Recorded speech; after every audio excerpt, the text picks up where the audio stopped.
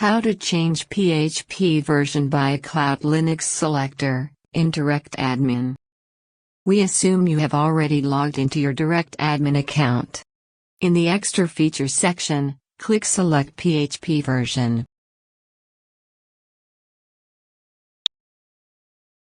You can see the current PHP version of the domain, example.com. Ignore this warning as it is related to the set version, that is the native version of PHP.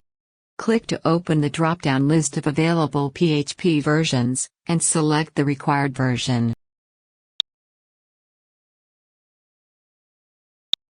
Click Set as Current. Success! We have changed the PHP version via CloudLinux Selector.